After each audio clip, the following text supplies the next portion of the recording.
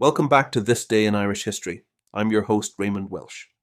Before we dive into today's story, if you'd like to explore other significant events that happened on this day in Irish history, visit thisdayirishhistory.com.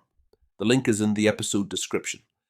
Now, let's journey back to May 1st, 1565, to a windswept glen near Ballycastle, County Antrim, where two powerful Gaelic dynasties clashed in what became known as the Battle of Glentasie, a defining moment in the struggle for dominance in Ulster during the turbulent 16th century. The central figure of this conflict was Shane O'Neill, often referred to as Shane the Proud, a man whose ambition burned as fiercely as the fires of rebellion that smouldered across Ireland. As chieftain of the O'Neill dynasty, Shane sought to restore the traditional Gaelic order and solidify his rule over Ulster, resisting both the encroaching influence of the English crown and rival Gaelic families. Standing in his way were the MacDonnells of Antrim, led by Sorley Boy MacDonnell and his brother James MacDonnell, Scots by descent, but deeply embedded in the political fabric of Ireland through their growing power base along the northeastern coast. The MacDonnells, originating from the Hebrides, had been steadily asserting their influence in the glens of Antrim. Their presence was viewed by Shane O'Neill as not only a threat to his authority, but also a symbol of foreign intrusion, an incursion by a rival Gaelic Scots culture that could undermine his vision of a unified Ulster under O'Neill leadership. Tensions had been mounting for years, and diplomacy had given way to confrontation. The confrontation came to a head in the Valley of Glentasie. Details of the battle are sparse in the historical record, but what we do know paints a picture of a brutal and decisive engagement. Shane O'Neill's forces, familiar with the terrain and driven by a determination to stamp out opposition, launched a ferocious assault on the MacDonnell camp. The outcome was a resounding victory for O'Neill. Sorley Boy MacDonnell and James MacDonnell were both captured, a devastating blow to the MacDonnell leadership.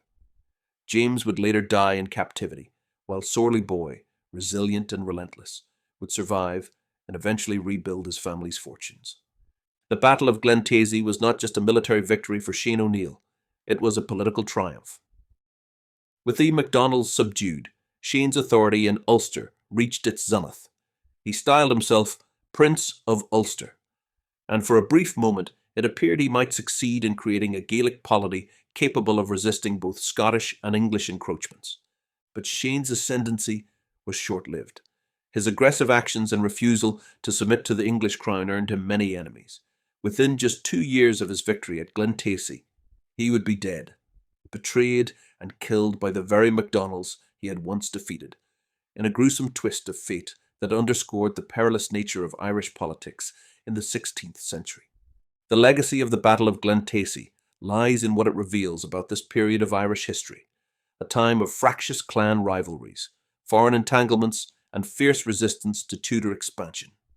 Shane O'Neill's ambition to preserve and extend Gaelic power clashed not only with the forces of colonisation, but also with fellow Gaelic lords whose own aspirations could not be reconciled with his.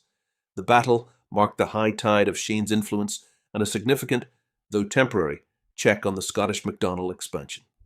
Yet, history has a way of reshuffling its cards.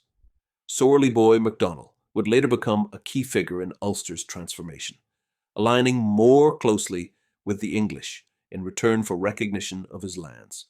In a twist of irony, the man Shane tried to destroy would help pave the way for the eventual plantation policies that would reshape Ulster entirely. Thank you for joining me on this journey through Ireland's rich past. Please like and subscribe, and until next time, I'm Raymond Welsh. Slán go Foil.